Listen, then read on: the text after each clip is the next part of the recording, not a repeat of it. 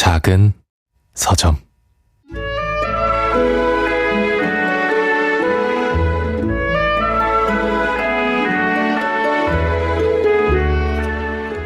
오래전, 수년, 수십 년 전에 아주 오랜 옛날, 아직 나무 타기를 좋아하던 시절에 내 키는 겨우 1m를 빠듯하게 넘겼고 내 신발 사이즈는 170mm였으며 나는 훨훨 날아다닐 수 있을 만큼 몸이 가벼웠다.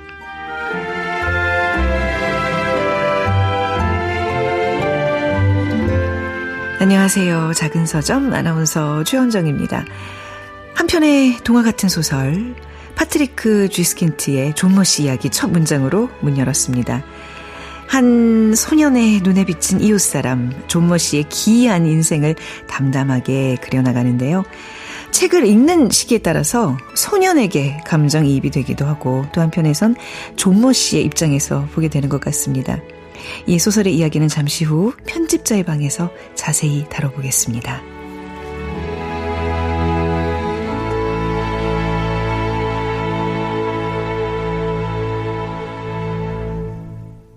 작은 서점 최현정입니다. KBS 1라디오 작은 서점에서는요, 여러분의 소중한 의견 기다리고 있습니다. 문자와 모바일 플레이어 콩 통해서 참여하실 수 있는데요. 문자번호 샵 9730이고요. 짧은 문자 50원, 긴 문자 100원입니다. 모바일 플레이어 콩은 앱을 다운로드 받으시면 무료로 메시지 보내실 수 있습니다. 그리고 인별그램에서 작은 서점 검색하시면요. 골목길 귀퉁이 작은 서점 이미지가 프로필에 있는 저희 서점 만나실 수 있습니다. 여기에도 댓글로 참여 가능합니다. 방송 내용도 정리해서 올리고 있으니까요. 꼭 한번 들르셔서 또 팔로우까지 해주시면 감사하겠습니다.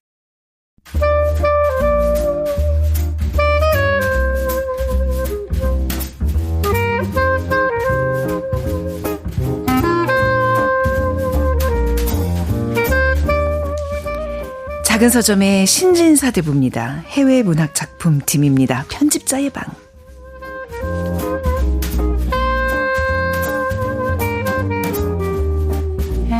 자, 민음사 편집자 김민경님, 난다의 편집자 권현승님 두 분 모셨습니다. 안녕하세요. 안녕하세요. 네. 자, 지난 방송에 대한 후기를 좀 말씀드리면요.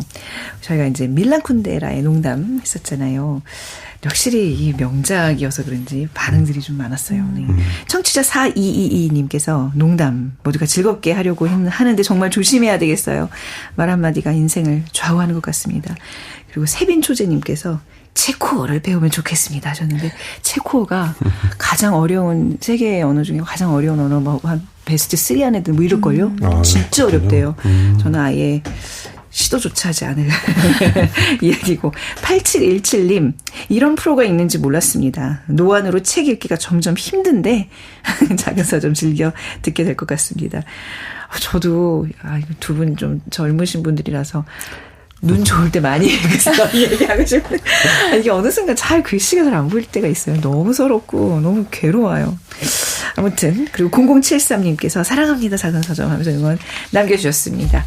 자, 오늘 책은 뭐 눈이 나쁘나 눈이 좋으나 마음이 늙었건 젊었건 정말 누구에게나 사랑을 받는 그 책이죠. 네. 네. 뭔가요? 네. 오늘은 파트리크 쥐스킨트의 존 머시의 이야기 준비했습니다. 네. 약간 모두가 다 책 제목은 한 번쯤 들어보셨을 만한 책인 것 같고 제 기억에는 90년대 후반, 2000년대 초반 이때 굉장히 베스트셀러였다는 기억이 있는데 요즘에도 꾸준히 많이 찾아주시는 책으로 알고 있습니다. 네.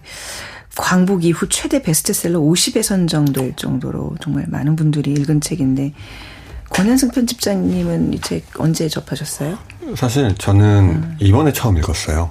네, 물론 이제 제목은 너무나도 유명해서 잘 알고 있었는데 이번에 그 책을 고르는 과정에서 네. 민경 편집자님이 되게 강력히 추천을 해주셨어요. 되게 어린 시절부터 감명 깊게 읽어왔고 여전히 의미가 있는 책이라고 해주셔서 읽어봤는데 되게 좋았어요. 네. 네, 되게 동화 같지만 또 마냥 동화 같다라고만 얘기할 수는 없는 의미심장한 이야기할 만한 것들도 있고 되게 재밌게 읽었습니다. 프랑스에 어린 왕자가 있다면 독일에는 존 머시 이야기가 있다 이런 얘기들을 많이 하시더라고요. 그러니까 그만큼 짧고 동화 같고 같고 이렇게 또 이게 사파의 이제 그런 네. 느낌들이 많은 생각을 하게 하잖아요. 읽을 때마다 달라지는. 동의하십니까? 네. 전 이 얘기는 저희 최민석 작가님한테 들었어요. 존모 씨 이야기, 뭐 어린 왕자에게 비유 이렇게 하시면서 약간 우화 같은 느낌이 있으면서도 소년의 성장에 관한 이야기여서 어린 왕자와 비견될 수 있겠다 이런 생각이 들었어요. 말씀 들으면서. 저는 근데 사실 중학교 때 처음 읽고 그냥 그때의 감상으로 정말 너무 좋은 책이다 이렇게 생각을 하다가 아주 오랜만에 저도 이번에 다시 읽게 됐는데 이 나이가 돼서 읽으니까 조금 다른 게 많이 보인다 이런 생각이 들었고 그렇게 생애 주기에 따라서 읽을수록 감상이 달라지는 맞아요. 책들이 있잖아요. 네네. 그런 책들이 참 좋은 책이지 않나 이런 생각이 들었어요. 그런 게 명작인 것 같아요. 네네. 그렇죠. 네. 계속 같이 내가 나이 들어가면서 같이 뭔가 내 인생에서 같이 이렇게 막 이렇게 숙성되는 듯한 그런 그쵸. 것들이 좋은 책, 좋은 작품들이 아닌가 싶습니다. 근데 진짜 우리 책 표지 얘기도 좀 한번 했으면 좋겠어요. 네. 김미경 작가님이랑 저는 이제 옛날 버전이고 그쵸. 이제 완전히 초록색으로 저렇게 개정판이 나왔군요. 네, 이게 저 책 탐난다. 그렇죠. 이게 너무 아름다워갖고 예. 장정을 맞아요. 참 이럴 때 보여드리고 싶은 마음이 커요. 그래서 이게 그러니까 G스킨트가 전집까지는 아니지만 거의 전권을 이제 한 출판사에서 가지고 있는데요. 네. 전부 장정을 이렇게 맞춰서 리뉴얼한 걸로 알고 있습니다. 네, 열린 책들에서 나온 존모 씨 이야기가 이제 이런 식으로 리뉴얼됐다는. 네, 그리고 또 내 안에는 이제 굉장히 사랑받았던 한국에서 사랑받았던 프랑스 그림 작가인 장자크 쌍페 그림이 이제 수록이 되어 있어요. 혹시 예전 그대로입니다. 그렇죠. 여기에도 수록되어 있어요. 이분은 또 프랑스 분이세요. 네. 이 작가 그리신 분은요. 찾아보니까 한 2년 전에 타계하셨더라고요. 네.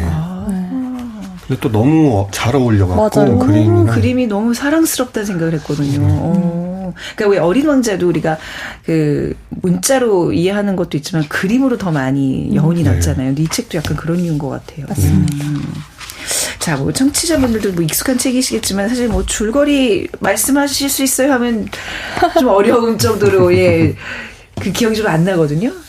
줄거리 우리 민경 편집자님이 좀 해주실까요? 우선 주인공은 어른이 되고 나서 자기의 소년 시절을 회상하는 내가 주인공인데요. 커다란 호수가 있는 아랫마을에 살고 있는 소년의 이야기로 시작을 합니다. 근데 이 사람이 자기의 어린 시절을 얘기를 꺼낸 이유가 존머 씨 이야기를 하기 위해서라고 하는데요. 이 존머 씨는 옛날에 뭐 하던 사람이었는지, 아니면은 친구가 있는 것도 아니고, 굉장히 은둔을 하면서 세상과 좀 문을 닫고 사는 사람인데요. 여름에 입는 옷, 겨울에 입는 옷, 이걸 딱 정해서 매일 똑같은 옷을 입고 365일 하루도 빠짐없이 40km에 달하는 호수를 빠른 걸음으로 계속 돌아다니는 아저씨가 있습니다. 그러니까 동네에 있는 이상한 아저씨가 존머 씨인 거죠. 그래서 오른손에 길다란 지팡이를 들고 등에는 배낭을 메고 정말 하루 종일 걸어 다니는데 어디 가세요? 이렇게 사람들이 말을 걸어도 대답도 안 하고 혼자 중얼중얼 거리면서 굉장히 빠른 걸음으로 하루 종일 걷고 있는 이상한 아저씨인 거죠. 그래서 소녀는 존머 씨에 관한 이제 3가지의 추억 정도를 떠올리는데요. 엄청 비가 많이 내려오고 막 당구공만한 우박이 막 내리치는 날에 아빠랑 소년이 차를 타고 가고 있는데 존머 씨가 또 걸어가고 있었어요. 그래서 웬만해선 그러지 않지만 아빠가 너무 날씨가 안 좋으니까 들어와서 차를 타셔라. 그러지 마시고 그러다가 죽겠어요. 막 이렇게 하는데 존머 씨가 지팡이를 막 내리치면서 제발 그냥 놔두시오 하면서 소리를 쳤던 이야기. 그리고 피아노 선생님한테 소년이 또 된통 혼나서 어린 마음에 나무에 올라갈 수 있는 데까지 올라가서 나는 그냥 죽어버리겠다 이렇게 생각을 해서 막 나무로 올라갔는데 거기서 우연히 존머 씨가 아주 고통스럽게 잠깐 쉬면서 물이랑 빵을 먹는 장면을 보고 내가 왜 죽을 생각을 했지? 하고 내려오는 그런 에피소드가 있고요. 마지막으로는 이제 거의 성인이 되기 직전 고등학생이 됐을 때 존머 씨가 마지막으로 이제 그 호수로 걸어 들어가서 스스로 생을 마감하는 장면을 목격하는 이야기입니다. 네. 이렇게 세 가지 에피소드로 정리해 주시니까, 이게 되게 깔끔한데요. 그렇죠. 네. 이 파트리크 쥐스킨트. 발음이 항상 어려워요, 쥐스킨트. 어떤 작가인가요? 저도 이번에 찾아보면서 네. 몇 가지 흥미로운 지점들이 좀 있었는데요. 일단, 1949년 태생이에요. 미넨 네. 태생인데, 개인적인 느낌일 수 있는데, 저는 더 옛날 사람이라는 생각이 들었었거든요. 근데 그게 이제 뒤에서 얘기를 하겠지만은 되게 은둔자적인 성향이 있어서 네. 잘 언론에 노출이 되지 않아서 그런 것 같다라는 생각은 들어요. 네. 어쨌든, 존모 씨 이야기뿐만 아니라 되게 다양한 작품이, 엄청난 히트를 친 작가죠.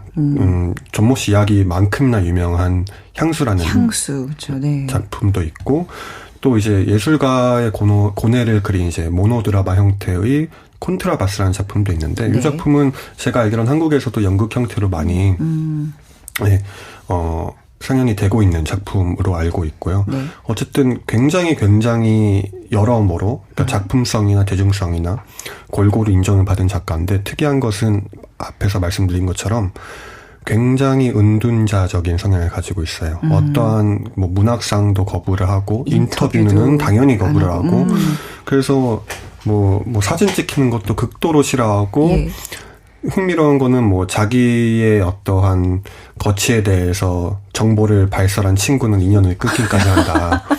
굳이 되게 특이하네요. 네, 그러니까 아주 본인이 그런 본인의 사생활이라고 해야 될까요? 네. 그런 부분에 있어서 굉장히 철저한 부분이 있는 것 같고 저는 그래서 이 존모 씨와 좀 겹치는 부분이 맞아요. 있는 것 같다고 생각이 들었어요. 본인 얘기인가? 네. 민경 편집자님께서 아까 말씀하신 그 대사, 그 유명한 대사. 그냥 나 좀 내버려 두시오. 네. 그게 마치 그 작가의 대사와 같다고 느껴지는 순간이 네. 좀 있는 것 같아요. 아직 타계하거나 이런 건 아니잖아요. 네. 살아계시잖아요. 이분. 제가 찾은 게 맞는지 모르겠는데 2016년에 네. 출판 관계자 어떤 분과 결혼을 하셨다는 이야기가 있고 네.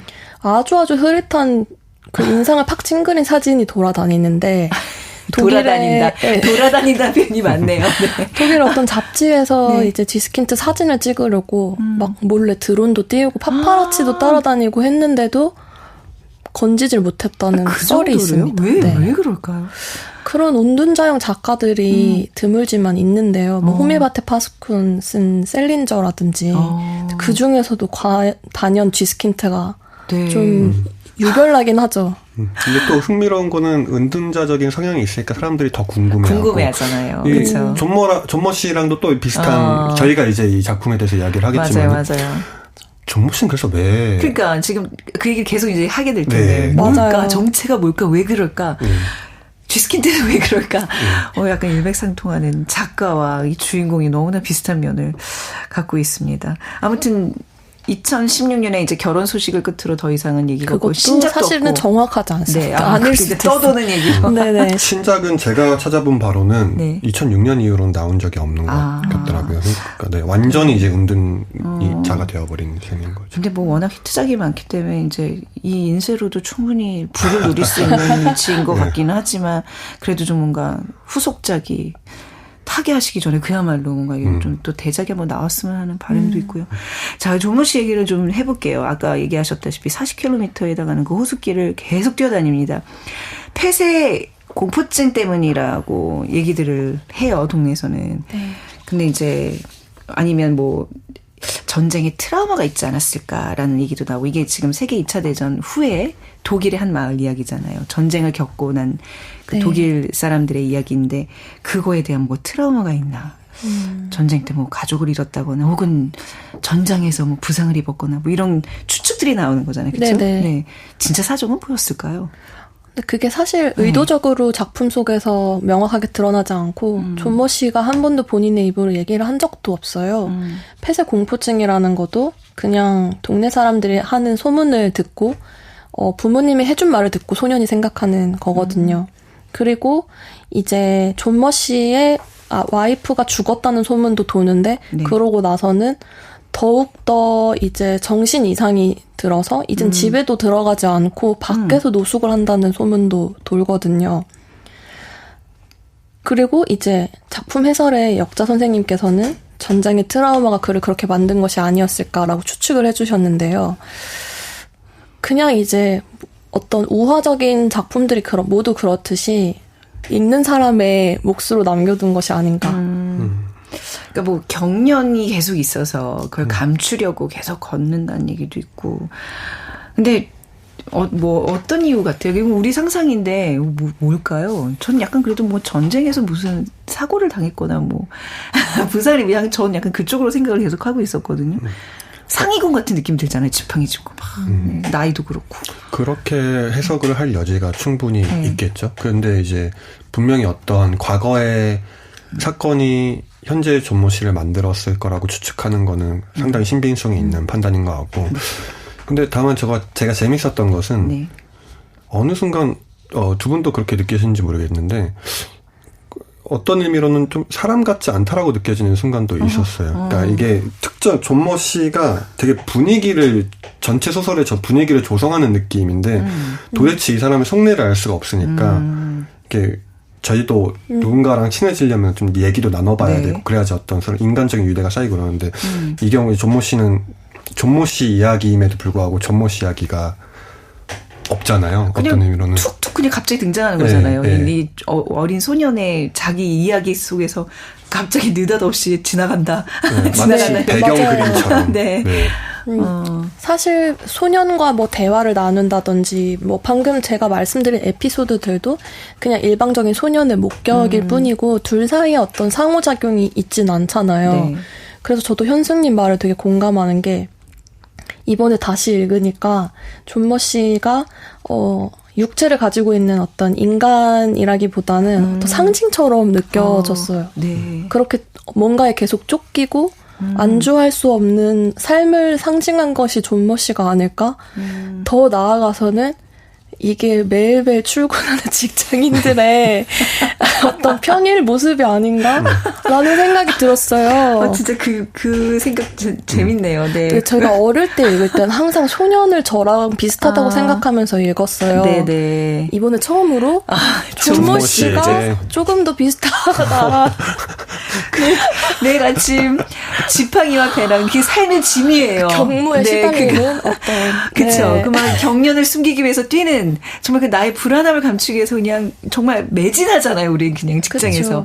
정말 그게 딱 들어맞네요. 뭔가 매일매일 규칙적으로 한다는 거는 우리가 출퇴근의 그런 상징이고 존모 씨는 결국 현대 직장인들의 모습이었어요. 애들 눈에 현대 직장인이 그렇게 보일 수도 있겠다. 왜 저렇게 무의미하게 호수를 돌지? 네, 집에 와서 잠만 자고 이러면 나가고. 되게 즐기는 것 같지 않다고 소년이 계속 말하잖아요. 네. 존모 씨가 기뻐 보이지 않는다. 네. 좋아서 산책을 하는 사람의 표정이 아니었다라는 그쵸, 네. 얘기를 하잖아요.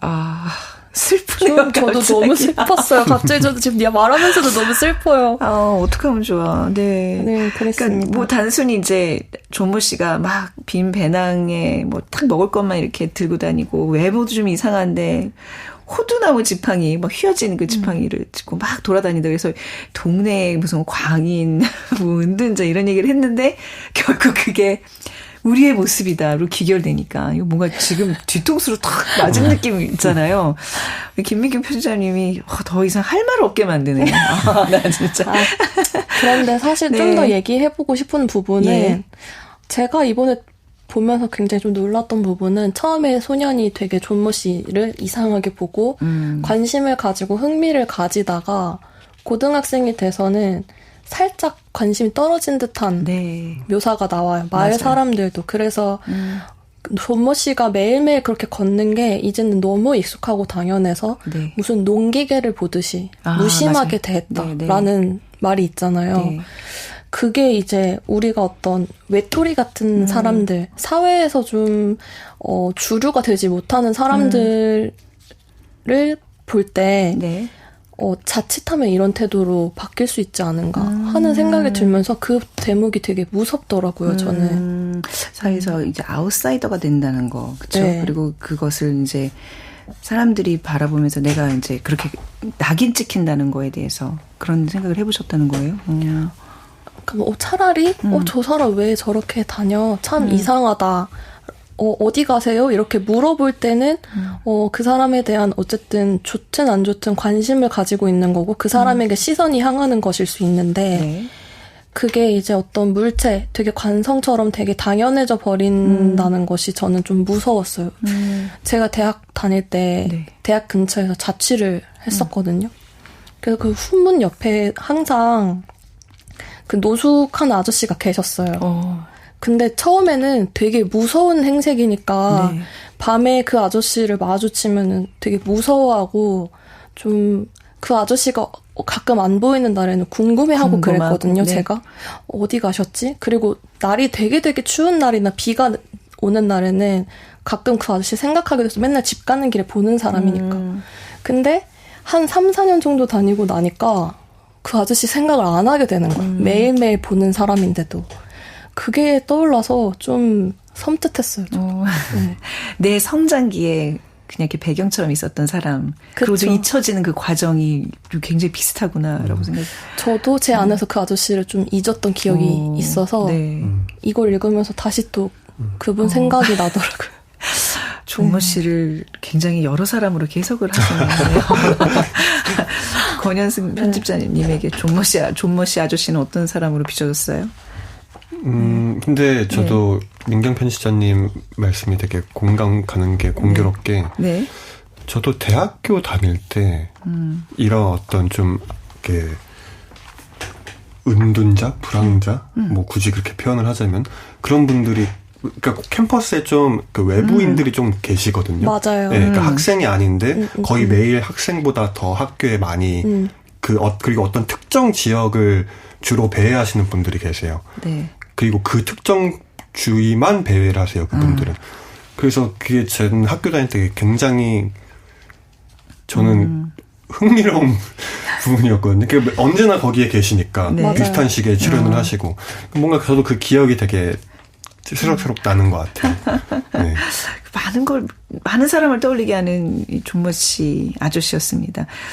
혹시 여기 이제 우리 책 읽으면서 같이 좀 나누고 싶은 장면들이 있으면 낭독으로 좀 부탁드려 볼게요.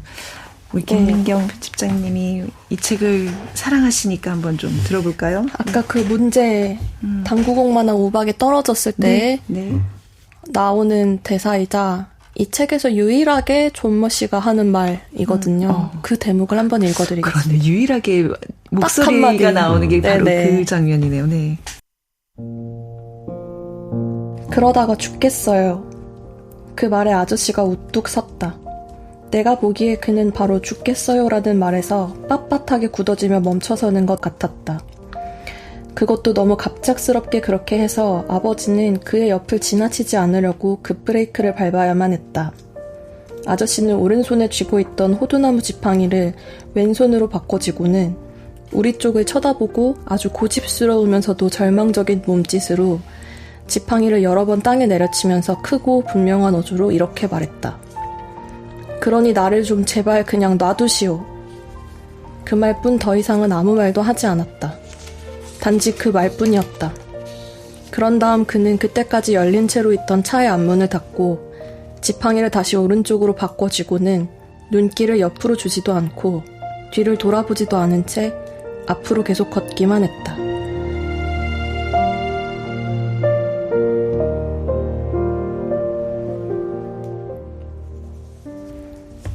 존머 씨가 이 마을 사람들과 섞일 수 없다는 거를 이제 그 순간부터 안 것 같아요. 그죠? 그렇죠. 그리고 어린 소년의 눈에 정말 존머 씨라는 사람이 이상하다. 되게 강렬하게 남은 첫 장면이라고 할 수 있겠죠. 그러니까 이제 모든 사람들은 나만의 어떤 리듬과 템포와 뭐 이런 게 있는데 그걸 건드려서는 안 된다는 걸 이제 안 것 같아요. 예. 정말 세상을 등지고 사는 사람을 다시 한번 알게 되는 그 사건. 근데 이 이후에 이제 어찌 보면 사람들이 그냥 좀 방치를 하게 되는 그 분기점이 되는 것 같죠. 뭔가 좀 처음엔 관심을 가지려고 하는데. 그렇죠.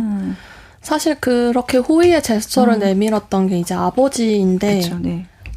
간곡하게 여러 번 차에 타시라 그렇게 말을 했는데 그렇게 꽝 거절을 당하니까 저 사람 완전히 미쳤어. 소년 앞에서도 그렇게 얘기를 하거든요. 저 사람 폐쇄 공포증 때문에 완전히 미쳐서 저러는 거다. 이러고 나서는 사실 관심을 두지 않아요. 네. 그리고 그러고 나서 소년은 존머 씨에게 말을 걸지는 못하지만 자기한테 되게 슬픈 일, 힘든 일이 있거나 뭐 그게 사실은 소년의 저희가 봤을 땐 대수롭지 않은 일이지만 소년의 입장에서는 굉장히 막 가슴 찢어지는 일들이 있을 때마다 네. 항상 존머 씨가 그 옆을 네. 걸어가는 장면을 보는 거죠. 네. 곡 한 곡을 듣고 네. 우리 또 이번에는 권현승 편집자님이 좋아하는 장면을 낭독으로 들어보겠습니다. The Long and Winding Road, The Beatles의 노래 듣고 오겠습니다. 자, 어떤 부분 우리 권현승 편집자님이 읽어주실까요? 이게 네. 이제 사실 이 소설이 존머 씨 이야기이기도 하지만 나의 이야기이기도 하잖아요. 네. 그리고 저는 이게 나의 성장을 해나가는 이야기로 읽혔거든요.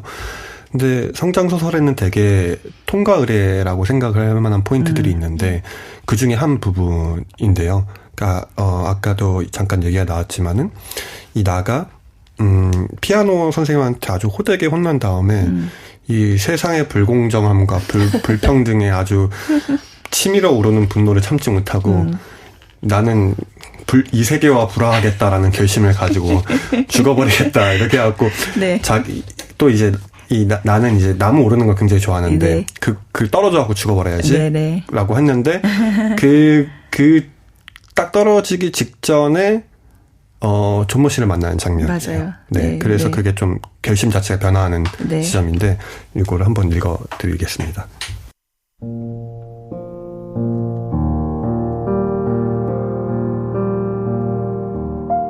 존머 아저씨는 미동도 없이 서서 숨을 헐떡이며 몰아쉬고 있었다.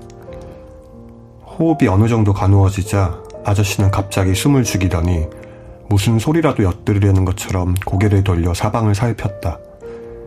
그러고는 몸을 구부리더니 왼쪽 덤불 밑을 살피고 키가 작은 나무들이 수풀을 이룬 오른쪽을 살피고 인디언처럼 나무 주위를 슬쩍 돌더니 다시 제자리로 돌아와 위쪽만 빼고 사방을 다시 한번 살피고 귀 기울여 보다가 아무도 자기를 따라오지 않고 있으며 먼 곳까지 한 사람도 보이지 않는다는 것을 확인한 다음 3번의 빠른 동작으로 밀짚 모자, 지팡이, 배낭을 벗어놓고는 침대에 눕는 것처럼 길게 다리를 뻗고 나무 뿌리 사이의 땅바닥에 드러누웠다.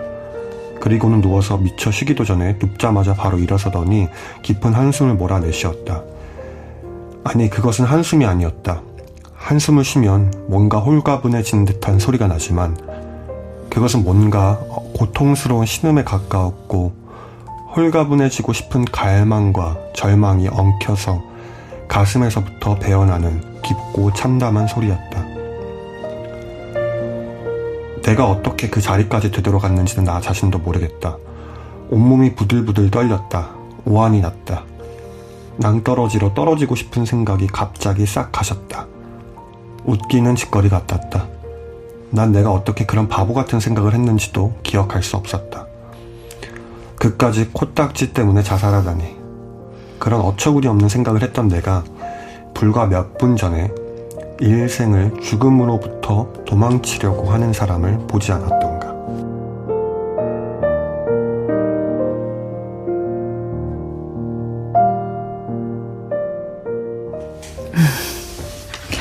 그 앞서 사건이 이제 우리 왜 어렸을 때 진짜 다 피아노학원 같은 거 다니잖아요. 뭘 악기 하나 이렇게 뭐 배우잖아요. 강압적으로 그야말로 이제 이 친구도 가기 싫은데 이제 일부러 가는데 또 하필 아주 고약한 선생님을 만났어요. 너무 약간 이제 너무 이렇게 사이코 같은 좀 짓을 많이 하는데 여기 보니까 선생님이 이렇게 재채기를 하다가 코털에 붙어있던 코딱지가 손가락으로 이렇게 훔쳐내면서 그게 이제 손가락에서 건반으로 이제 옮겨간 거예요. 근데 이제 막 혼나면서 치고 있는데 그 코딱지를 건드리지 않고 칠 수가 없게 된 거예요. 그러니까 이 친구는 혼나면서 그 코딱지 묻은 건반을 계속 눌러야 되고, 그러니까 정말 막 얼굴에 핏게 가시고 막 땀방울이 맺히고 정말 죽어버리고 싶고, 이 혼나는 것도 너무 모욕적으로 혼나고, 그러니까 이제 이 친구가 할 수 있는 거는 나는 이 세상에 복수를 하겠다. 그거는 내가 내 내 생을 마감하는 거다. 자살하겠다라는 생각을 그렇죠. 하면서 그러면서 진짜 막 나의 장례식은 이런 모습일 거야 하면서 나무 위에 올라가서 그걸 막 생각하고 있는데 그 밑에 지금 방금 우리 권현승 편집장님 읽어주신 존모 씨 아저씨가 이런 모습으로 있으면서 그 자살 소동을 마무리하잖아요. 네. 난 좀 피아노 이 선생님한테 혼나면서 이 장면들이 너무나 코믹했는데 아저씨 때문에 또 이 자살 소동을 마무리하는 이 장면도 굉장히 재밌었어요. 재밌으면서도 와 이건 평생 잊혀지지 않을 네, 그런 나의 성장기 중에 한 일화가 되지 않았을까라는 생각이 들어요. 이런 일들 있잖아요. 왜 우리 어렸을 때는 너무 화가 나면 어른들한테 복수할 수 있는 방법. 약간 좀 극단적인 정말 어리석게도 막 극단적인 생각을 한 번쯤은 하잖아요. 이렇게 해요. 우리 엄마가 슬퍼할 거야. 뭐 이러면서. 그렇죠. 네. 엄마가 나한테 이렇게 화를 냈지만 네. 내일 아침에 내가 갑자기 죽어버리면 네. 엄마가 막 엉엉 울면서 막 잘못했다 그러니까. 막 이렇게 할 거야 하는 상상을 네. 해보잖아요. 많이 혼났을 네. 때. 그런데 이제 죽음으로부터 도망치려고 하는 사람을 보고 깨달음을 얻으면서 일종의 저는 이게 이제 성장의 어떤 모티브라고 생각해요. 그래서 다시 나무로 내려오잖아요. 네, 네. 그런 게 좀 재밌었어요. 네. 그렇죠. 네. 네. 그러니까 결국에는 아까도 말씀드렸지만은 성장 소설이라는 것은 일종의 장르적인 문법이 조금은 있는데 네. 통과의례라는 게 있어야 되고 그 통과의례를 거치면서 어떠한 방식으로든 변화를 하게 되고 그게 일반적인 의미에서 사회적인 의미에서 긍정적인 변화라고 하면은 이제 성장이 되겠고 네. 만약에 그렇지 않은 변화라고 하면은 약간의 반성장 소설 같은 형태로 이루어지게 될 텐데 어쨌든 둘 다 나름의 변화고 나름의 성장 소설 틀 안에 있는 거죠. 네. 근데 이 작품도 역시 그렇게 그 구조를 따르고 있고 이 장면뿐만 아니라 요 전에는 이제 짝사랑 얘기가 나오잖아요. 저도 지금 그 얘기 하려고 그랬어요. 네. 전 사실 그 대목을 이 소설에서 제일 좋아해요. 그래요? 너무 귀여워서.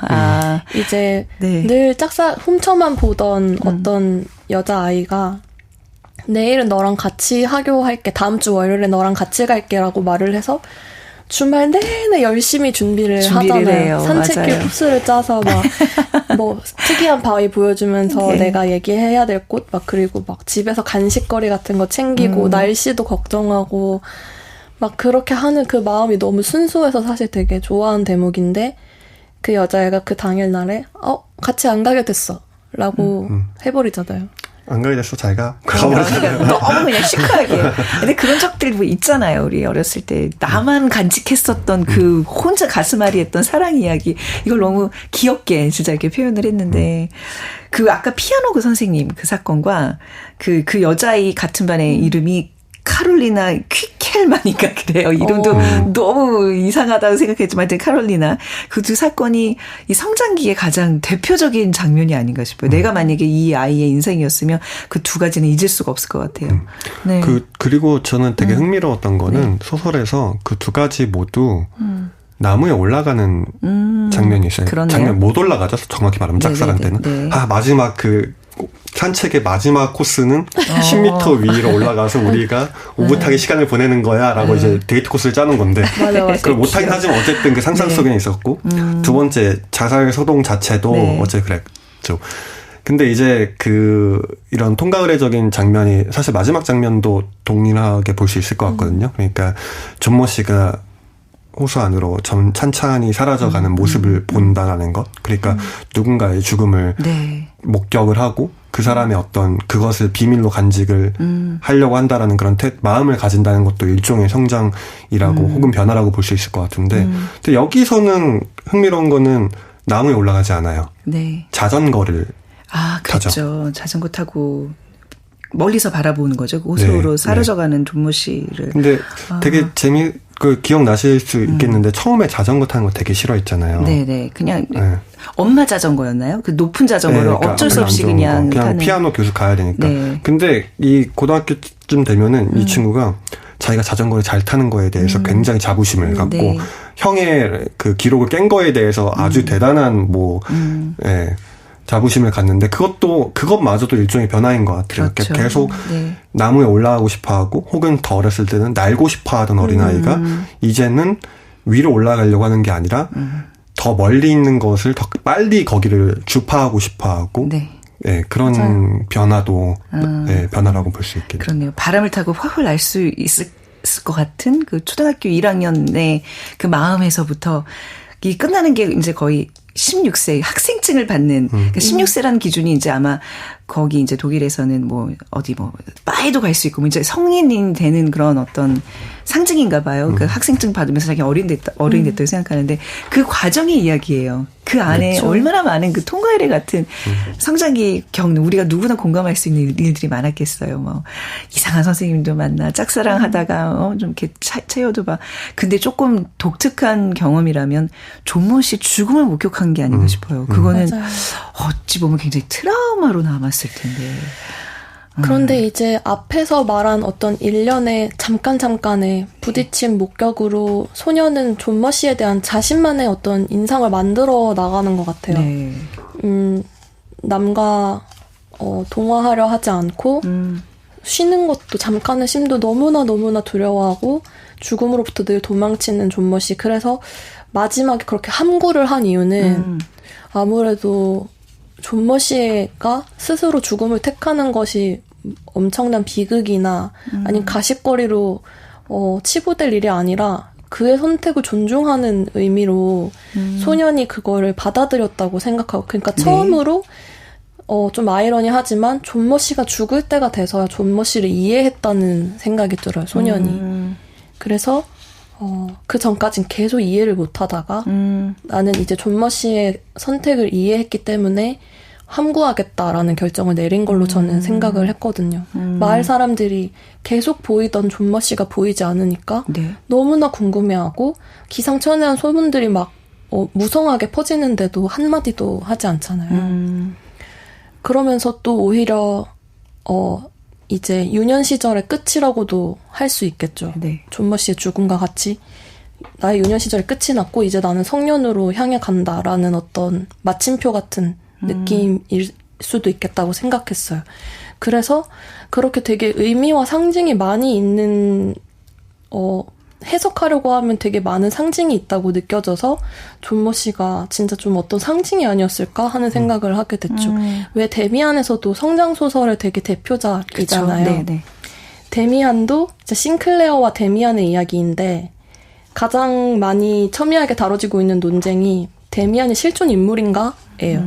데미안이라는 게 진짜로 육체를 가지고 있는 살아있는 인간인지 아니면 어떤 상징인지에 대해서 되게 말이 많거든요. 네. 존머 씨 이야기도 그렇네요. 그런 비슷한 생각을 했습니다. 네. 저도 그래서 그 말씀하시는 걸 들으면서 다시 떠오르는 인상 깊은 장면은 역시 그 존머 씨의 마지막 순간인데 네. 굉장히 평화롭게 그려지지 않아요? 네. 그러니까 어떠한 마지막까지도 뭐 이렇게 발버둥을 예를 들면 친다거나 그런 게 아니라 정말 천천히 연주되는 기악곡이 마지막 순간까지 같은 템포로 나아가다가 마지막 그 물거품이 올라오는 그걸로 그냥 곡이 끝나는 듯한 어떠한 뭐 허우적거림 일도 없어요 진짜. 네, 어떠한 고통스러움의 흔적도 없고 자연스럽게 페이드아웃되는 네. 한 사람의 인생이 그냥 페이드아웃되는 네. 네. 어떻게 보면은 평생을 계속 돌아다녔던 존머 씨의 마지막으로도 너무나 잘 어울리는 네. 그래서 더더욱 이게 되게 의미심장하다라고 계속 민경 편집자님 말씀하신 것처럼 이게 무엇을 의미하는 걸까? 이게 무슨 막 논리적으로 생각을 하기 전에 네. 그냥 참 감각적으로 네, 이게 이러한 마지막이라는 것에 대해서 좀 생각을 해보게 되고 그러니까 되게 계속 생각이 많이 남는 작품인 것 같아요. 맞아요. 이렇게도 생각해 볼 수 있고 저렇게도 생각해 볼 수 있고 근데 저는 이제 이 전쟁이 끝난 시점에 굉장히 좀 주목을 했었어요. 그러니까 2차 세계대전이 끝났을 때 이미 1차 대전 때 이제 뭐 패전국이 된 독일이지만 지방의 작은 마을 주민들도 막 2차 세계대전이 막 핵폭탄이 터지면서 끝나는 것도 봤었고, 누군가는 거기에 대한 상처들을 다 갖고 어딘가 구석구석에서 이제 살아가는 사람들인데, 그럼에도 불구하고 그냥 살아간다. 주어진 삶을 그냥 살아내는 거다. 존머 씨가 그렇게 어떤 사연을 갖고 고통스럽게 살다가 그렇게 아무도 모르게 세상에 사라졌는지 모르겠지만 이 주인공 나도 그냥 살아간다. 그냥 뭐 약간 그런 메시지도 있는 것 같기도 하고 그냥 또 이렇게도 생각을 해봤어요. 그렇죠? 네. 네. 근데 네. 되게 다양한 해석으로 다양한 각도에서 말해볼 수 있는 책이라고 그러니까요. 생각합니다. 나중에 그 존모 씨의 그 부인이 죽었고 나중에 이제 존모 씨가 집에도 잘 안 들어오고 뭔가 굉장히 행적이 묘연해지는 그 시점이 있었는데 그때 마을 사람들이 전 이 부분이 굉장히 인상적이었는데 아저씨가 어디에 있었는지, 어디에서 밤을 보냈는지, 어디에서 잠을 자며 시간을 보냈는지, 잠을 잔 시간보다 더 많은 시간을 밤낮으로 이곳저곳 헤매며 돌아다녔는지 그런 모든 것들을 아무도 알지 못했다. 그런 것들에 관심 있는 사람도 없었다. 사람들에게는 각자의 걱정거리들이 있었다. 그들은 자가용이나 세탁기, 잔디밭에 스프링클러에 대한 걱정은 했어도 어느 늙은 별종이 어디에서 잠자리를 폈는지는 걱정하지 않았다. 사람들은 라디오에서 들은 말이나 텔레비전에서 본 것 혹은 히르트 아줌마가 새로 문을 연 셀프 서비스 가게에 대해서 이야기를 나누었지만 존모 아저씨에 대한 이야기는 하지 않았다. 존모 아저씨는 가끔씩 사람들 눈에 띄기는 하였지만 사람들의 의식 속에서는 존재하지 않는 인물이었다. 그는 사람들의 표현을 빌자면 세월 다 보낸 사람이었다. 하지만 나는 그렇지 않았다. 나는 세월의 흐름에 맞춰 성장해 나갔다. 그 무렵 적어도 내 생각으로는 최고의 시절을 보내고 있었고 어떤 때는 내가 세월을 앞질러 가고 있다는 생각이 들기조차 했다 하면서 본인이 이제 막 키도 크고 몸무게도 늘어나고 5학년도 됐고 막 이런 얘기로 이제 막 전개를 하면서 그 아저씨 삶과 나의 삶을 이렇게 비교하는 이 장면도 저는 굉장히 인상적이었습니다. 이 책과 더불어서 좀 같이 읽으면 좋은 책들, 아까 지금 데미안 얘기를 하셨는데요. 등등 네. 어떤 책 좀 떠오르나요? 네. G 스킨트의 다른 작품을 읽어보고 싶으신 분들은 네. 근데 웃긴 게 G 스킨트의 거의 모든 작품에 이런 은둔자, 외톨이, 사회에서 좀 소수인 사람들이 나오는데요. 그런 게 더 읽고 싶으신 분들은 비둘기 아니면 기피의 강요라는 단편집도 좋을 것 같고요. 네. 아까 말한 데미안 아니면은 나의 라임 오렌지 나무 같은 책이 나의 라임 오렌지 나무도 있었네 진짜. 되게 전통적인 성장 서사라고 생각을 하고요. 네. 근데 이렇게 우정인 듯 우정 아닌 교류를 하며 소년이 성장하는 이야기로는 또 네루다의 우편배달부라는 책도 같이 읽으면 좋을 것 같습니다. 네. 이 책에 대한, 어떤 좀 총평이랄까요? 또 어떤 사람들이 읽으면 좋겠다라는 얘기까지 좀 덧붙여서 한마디씩 좀 들어보겠습니다. 네. 저는 네. 방금 아나운서님께서 말씀하신 그 부분에서 네. 그 존모 씨를 세월 다 지난 사람이었다라고 얘기했고, 하지만 나는 아니었다. 나는 내 앞에 세월이 많이 남아있고, 나는 지금 인생 최고의 순간을 살고 있었다. 이런 식의 얘기가 나왔잖아요. 그 부분이 다시 들으면서 되게 인상 깊었던 것 같아요. 제가 이 작품에 대해서 가졌던 인상과 맞닿아 있는 것 같은데 저희도 계속 얘기를 했지만은 어느 순간에는 존모 씨가 우리 같은 현대인이 아닐까 이런 얘기도 했지만 또 한편으로는 어린아이에게 또 감정이입을 하기도 했고 그래서 이 작품이 되게 어른을 위한 동화라고 하는 것이 굉장히 적당한 말인 것 같은 게 그 두 개가 다 느껴지는 것 같아요. 그래서 어떤 아스람 같은 감정도 많이 느껴지는 것 같고, 두 가지가, 그러니까 존모 씨와 나라는 인물이, 저는 그 독자로서 이 작품을 읽을 때 분리돼서 읽히는 게 아니라, 그냥 나의 두 가지 모습으로도 다 같이 보이니까, 네. 아름답고 훈훈하지만, 또 한편으로는 약간 가슴이 애리기도 하고, 이게 되게 묘한 작품이었던 것 같아요. 아주 좋은 의미로.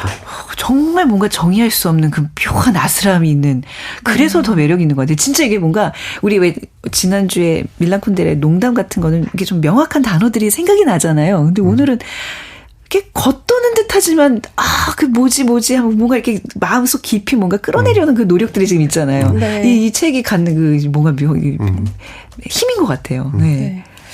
저는 앞서 말씀드렸지만 어린 시절에 저한테 되게 영향을 많이 준 책이고 어떻게 영향을 줬을까요? 이거 읽고 나서 어째 좀 밝게졌어요? 그 꼬마 김민경은 좀 뭔가 달라졌나요? 그거를 네. 근데 항상 또 성장 소설의 특징이 그 성장을 하고 있는 도중인 사람은 사실 자기의 성장에 대해서 그쵸. 얘기하지 않아요. 맞습니다. 항상 네. 수십 년이 지나고 나서 네. 나의 어린 시절을 회고해보잖아요. 내가 어린지 모르는 것 그게 바로 성장의 되게 특징이라고 할 수 있고 젊은 날엔 젊을 모르고라는 노래 네. 가사도 있잖아요. 네. 그게 바로 아까 노래. 말씀해주신 대목인 것 같고 약간 이번에 저는 내용적인 어떤 이해에서 새로움을 느꼈다기보다는 책은 그대로인데 내가 늙었다. 책은 나의 어린 시절을 붙들어내고 있는데 현실에 내가 참 시간을 많이 보냈구나 네. 하는 감정이 들어서 그게 참 묘했고 함께 얘기할 수 있어서 영광이었습니다. 네. 그 혹시 지금 갖고 있는 책이 그 중학교 때 읽었던 그 책 그대로예요? 그건 아니죠. 아닐 거예요. 근데 네. 새로 사서 제가 판쇄를 보니까 네. 이거는 제가 2005년에 산 책이더라고요. 그렇군요. 네. 2005년이요? 네. 2005년이면은 몇 학년이었어요? 얼추. 그러네요. 그래요? 한 20년 전에 산 책을 아직 가지고 있어요. 그만큼 네. 저한테는 좀 특별한 의미가 있는 책입니다. 네. 이거 나중에 누구한테 선물 줄 때 특히 이제 좀 성장기에 이런 책 사실 선물 받으면 싫을 수 있어요. 아이들 입장에서는. 근데 그렇죠. 저는 그 초록색 이게 너무 마음에 들어요. 네, 두고두고 한 번쯤 이렇게 꺼내볼 수 있는 책. 여행 갈 때 그냥 쓱 이렇게 바닥에 깔고 갈 수 있는 책. 그런 책이었으면 좋겠어요. 내 삶에서 항상 맴도는 책. 그런 책 오늘 같이 읽어봤습니다. 자, 편집자의 방 해외문학 편 파트리크 쥐스킨트의 존머시 이야기. 오늘 청취자 여러분들 꼭 한번 읽어보시길 바라고요. 두고두고 읽으면서 생각이 많아지는 책이니까 그냥 하나쯤은 소장하는 것도 정말 적극 추천드립니다. 오늘 김민경, 권현승 두 분의 편집자와 함께 했고요. 두 분 보내드리면서 이 곡 같이 들어볼까 해요. 루시디 폴의 걸어가자. 네, 같이 들으면서 우리 스튜디오에서 걸어나가도록 하겠습니다. 자, 두 분 보내드리면서 오늘 작은 서점 문 닫겠습니다. 지금까지 아나운서 최현정이었습니다. 고맙습니다. 감사합니다. 감사합니다.